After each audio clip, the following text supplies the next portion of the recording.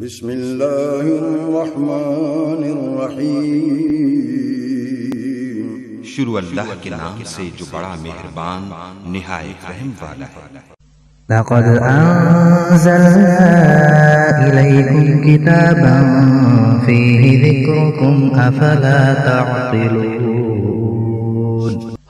بے شک ہم نے تمہاری طرف ایسی کتاب نازل فرمائی ہے جس میں تمہاری نصیحت کا سامان ہے، کیا تم عقل نہیں رکھتے؟ اللہ پاک نے فرمایا انما التوبۃ علی اللہ للذین یعملون السوء بجہالۃ ثم یتوبون من قریب فاولئک یتوب اللہ علیہم۔ اللہ تعالیٰ صرف انہی لوگوں کی توبہ قبول فرماتا ہے جو بوجہ نادانی کوئی برائی کر گزرے پھر جلد اس سے باز آ جائیں اور توبہ اللہ کے دربار میں کر لے، اللہ تعالیٰ سے رجوع کر لے، اللہ سے توبہ مانگ لیں، اللہ سے توبہ کر لیں تو اللہ قبول کر لیتا ہے۔ میرے دوستو، اپنے گریبان میں جھانک کے دیکھیے اور جاننے کی کوشش کیجئے کہ ہم کتنے ظالم ہیں۔ اس آیت میں جو یہ لفظ آیا ہے نا بجہالۃ، اس کی مختلف تفاسیر بیان کی گئی ہیں مختلف اماموں نے۔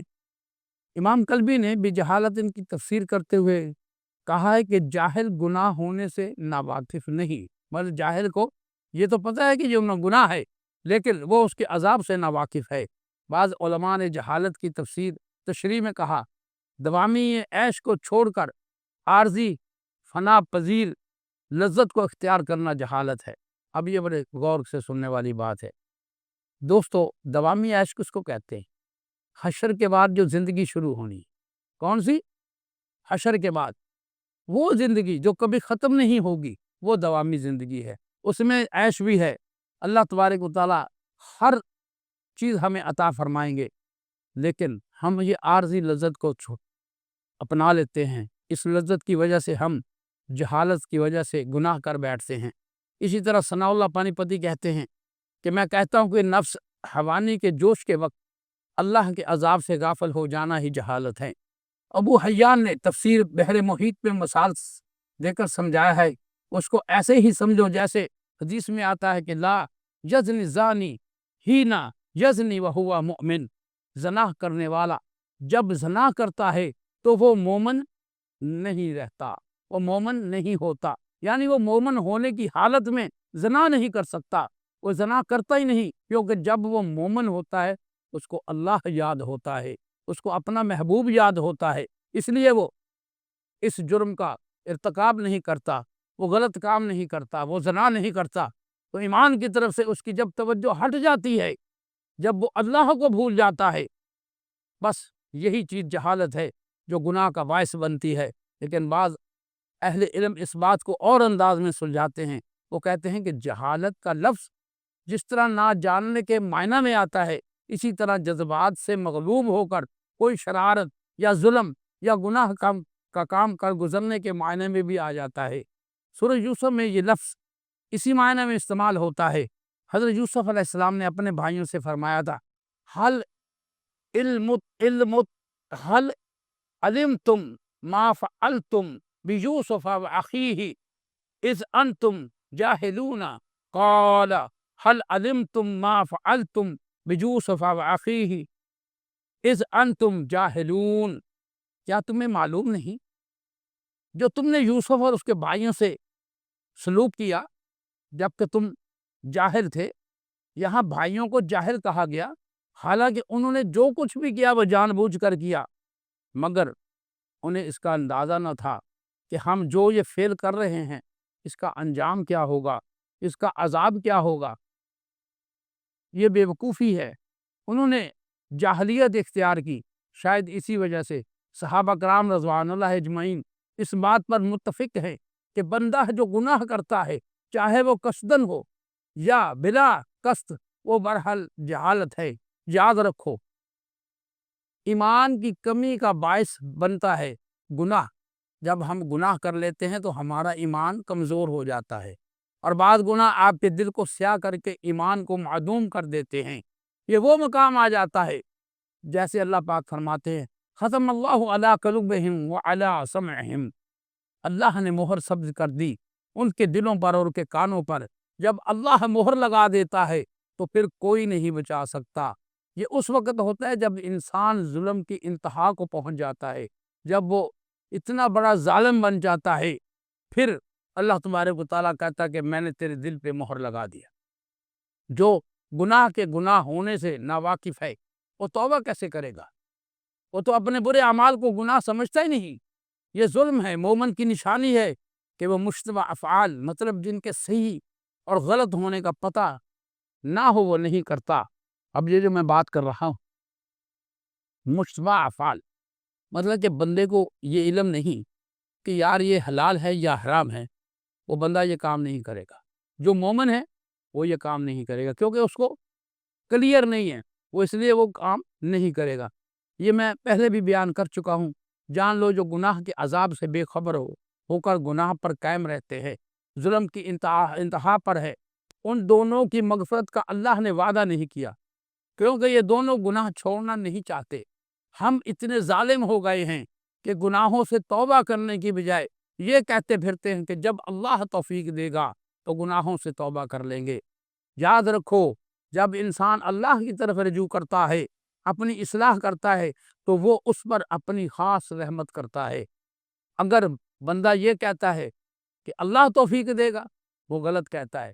اللہ تعالیٰ کہتا ہے کہ میں تمہیں معاف نہیں کروں گا، تمہیں جہنم میں گرا دوں گا، کیونکہ تم یہ کہتے ہو کہ اللہ توفیق دے گا، تم گناہ چھوڑ کر میری طرف آنا ہی نہیں چاہتے۔ تو میرے دوستو، اسی طرح حضرت ابو موسیٰ رضی اللہ تعالیٰ عنہ کی روایت ہے کہ رسول اللہ صلی اللہ علیہ وسلم نے فرمایا، اللہ رات میں اپنا ہاتھ پھیلاتا ہے تاکہ دن کا گناہ، جو دن کو گناہ گار ہوتا ہے، گناہ کر لیتا ہے، وہ توبہ کر لے، اور اسی طرح توبہ کو اللہ اپنے ہاتھ سے لے کر قبول فرمائے، اور دن میں اپنا ہاتھ پھیلاتا ہے پھر اللہ، تاکہ رات کا گناہ گار جس نے رات کو گناہ کیا وہ توبہ کر لے، اور یہ سلسلہ بند نہیں ہوگا۔ میرے محبوب صلی اللہ علیہ وسلم نے ارشاد فرمایا یہاں تک کہ سورج مغرب کی طرف سے برآمد ہو جائے گا۔ رواہ مسلم اور تفسیر مظہری میں انس رضی اللہ تعالیٰ عنہ بیان کرتے ہیں کہ پیارے آقا صلی اللہ علیہ وسلم نے اپنے رب سے روایت کیا، اللہ پاک فرماتا ہے کہ جب بندہ مجھ سے ایک بالشت قریب ہوتا ہے تو میں ایک ہاتھ اس سے قریب ہوتا ہوں، اور جب بندہ مجھ سے ہاتھ قریب ہوتا ہے تو میں اس سے 2 ہاتھ قریب ہوتا ہوں، اور جب وہ میرے پاس پیدل چل کر آتا ہے تو میں دوڑ کر آتا ہوں۔ صحیح بخاری میں ہے۔ ابو ہریرہ رضی اللہ تعالیٰ نے بیان کیا، پیارے آقا صلی اللہ علیہ وسلم نے فرمایا، اللہ تعالیٰ فرماتا ہے کہ میں اپنے بندے کے گمان کے ساتھ ہوں۔ گمان جو وہ سوچ رہا ہے، جب وہ مجھے اپنے دل میں یاد کرتا ہے، ہائے ہائے ہائے، تو میں بھی اپنے دل میں یاد کرتا ہوں۔ جب وہ مجھے مجلس میں یاد کرتا ہے، میں اسے بہتر فرشتوں کی مجلس میں اسے یاد کرتا ہوں۔ اگر وہ مجھ سے ایک بالشت قریب آتا ہے، میں اس سے 1 ہاتھ قریب آ جاتا ہوں۔ اگر وہ مجھ سے 1 ہاتھ قریب آتا ہے تو میں اس سے 2 ہاتھ قریب آ جاتا ہوں۔ اگر وہ میری طرف پیدل چل کر آتا ہے تو میں اس کے پاس دوڑ کر جاتا ہوں۔ میرے دوستو، آپ اپنے رب کی رحمت دیکھیے اور اپنے گریبانوں میں جھانکیے کہ ہم کیا کر رہے ہیں۔ اس سے یہ وعدہ ہو گیا کہ بندہ اللہ کی رحمت کا طلبگار ہوتا ہے تو پھر اس کا بیڑا پار ہو جاتا ہے۔ آپ کہیں گے بندہ تو خطا کا پتلا ہے اور گناہ میں لذت بھی ہے، تو پھر جب تک خدا نہ چاہے بندہ کیسے حق کے راستے پر آ سکتا ہے؟ میرے دوستو، دنیا کا ہر انسان جانتا ہے زنا کیا ہے، کم تولنا کیا ہے، دوسروں کا حق کھانا کیا ہے، دوسروں کو حقیر جاننا کیا ہے۔ یہ سارے ہی گناہ ہیں اور ہر بندہ جانتا ہے، مسلم بھی جانتا ہے اور غیر مسلم بھی جانتا ہے۔ جو غیر مسلم ہے، جو کافر ہے، وہ بھی جانتا ہے کہ یہ گناہ ہے۔ ہر انسان جانتا ہے مگر مانتا نہیں، اس لیے پھر گمراہی کی باتیں کرتا ہے۔ اللہ نے ایسا ہی لکھ دیا ہے جی، میں کیا کروں جی؟ گمراہی یہ ہے کہ گناہ اللہ کی چاہت نہیں، یہ نفس کی چاہت ہے، شیطان کی چاہت ہے۔ اللہ تعالیٰ فرماتا ہے کہ اس کے حکم کی پیروی میں ہی نجات ہے۔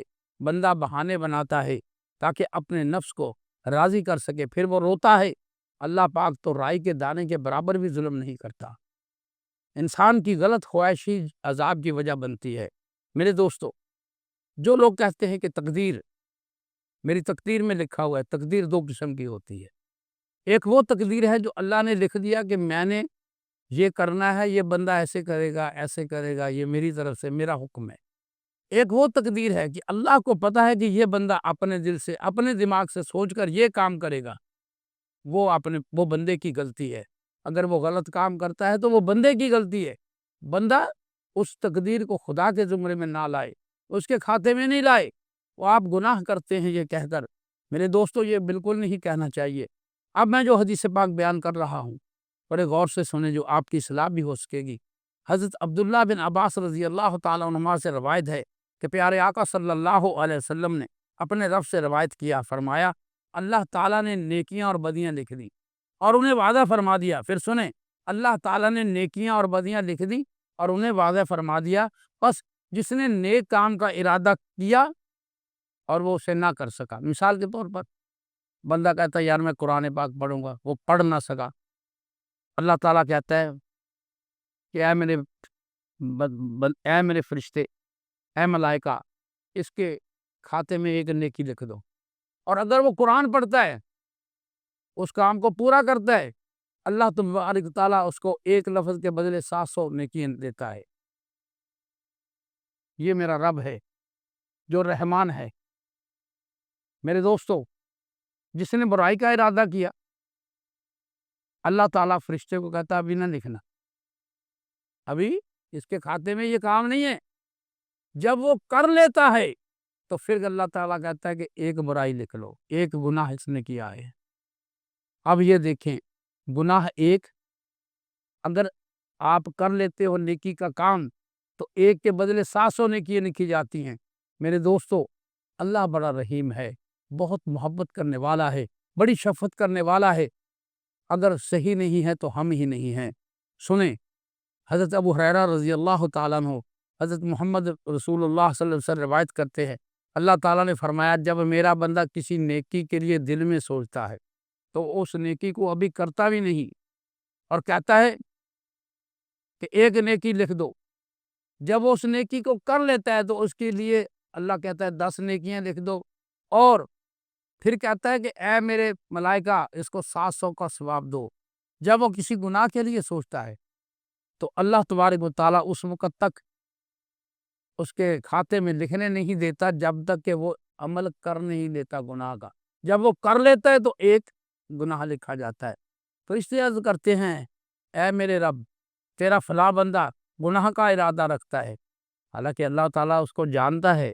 اللہ تعالیٰ فرشتوں سے فرماتا ہے کہ انتظار کرو، ہائے ہائے، کیا کہتا ہے؟ انتظار کرو، میرے خوف کی وجہ سے شاید وہ چھوڑ دے، وہ گناہ نہ کرے۔ اس لیے میں کہتا ہوں بندہ گناہ اس وقت کرتا ہے جب وہ اپنے رب کو فراموش کر دیتا ہے۔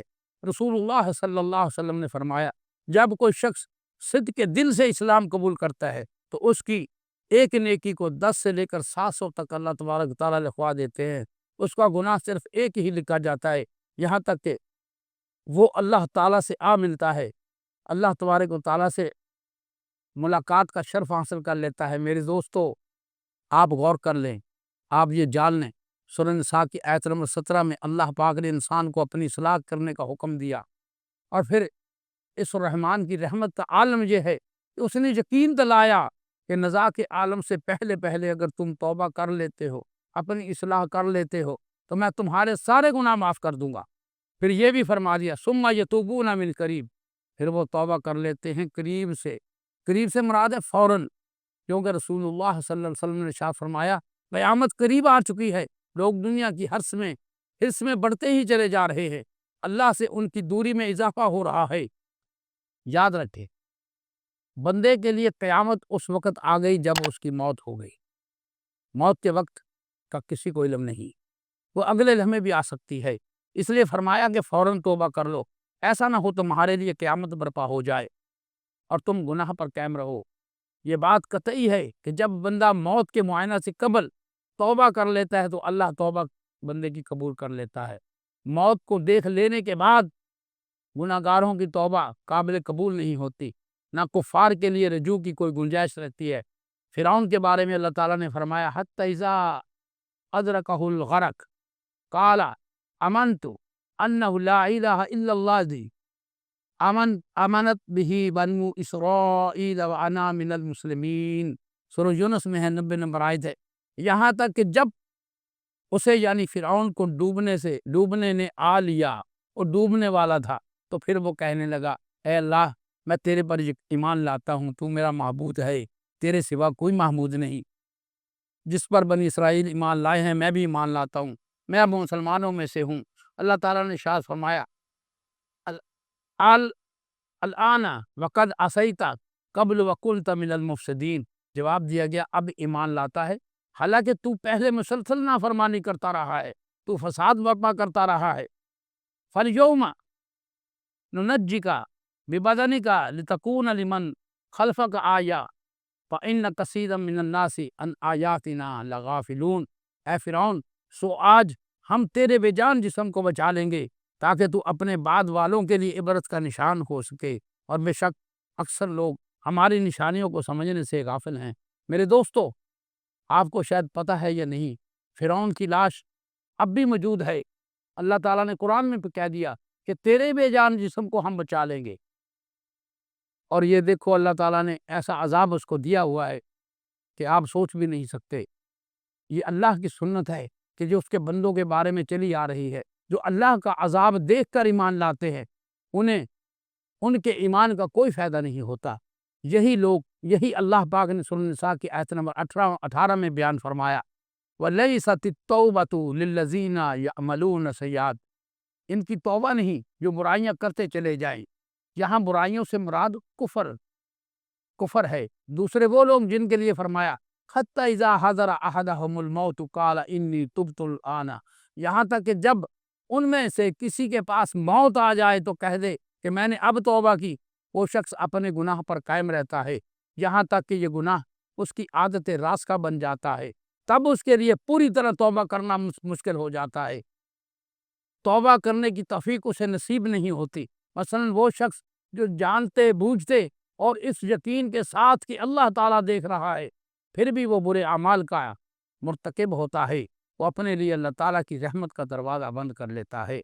تیسرے وہ لوگ ہیں وَلَلَّذِينَ يَمُوتُونَ وَهُمْ كُفَّارٌ، ان کی توبہ بھی قبول نہیں جو کفر پر ہی مر جائیں۔ یہاں یہ وعدہ کرتا چلوں کہ کافر چاہے جتنے بھی اچھے اعمال کرے معافی اس کو نہیں ملے گی۔ ایک تو اس کے اعمال اللہ کے لیے نہیں ہیں، لوگوں کے لیے تھے جو ریاکاری ہے۔ دوسرا اس نے اپنے خالق و مالک کا انکار کیا جو سب سے بڑا جرم ہے، اس لیے وہ جنت میں نہیں جائے گا۔ آیت کے آخر میں اللہ تعالیٰ نے فرمایا اولئک اعتدنا لہم عذابا علیما، یہی لوگ ہیں جن کے لیے ہم نے المناک عذاب تیار کر رکھا ہے۔ اللہ پاک جو ہر چیز کا خالق و مالک ہے، اپنے محبوب صلی اللہ علیہ وسلم کے صدقے گناہوں سے بچنے اور اپنی بارگاہ خداوندی میں عاجز سے گڑ گڑانے کی ہمیں توفیق عطا فرمائے، آمین ثم آمین۔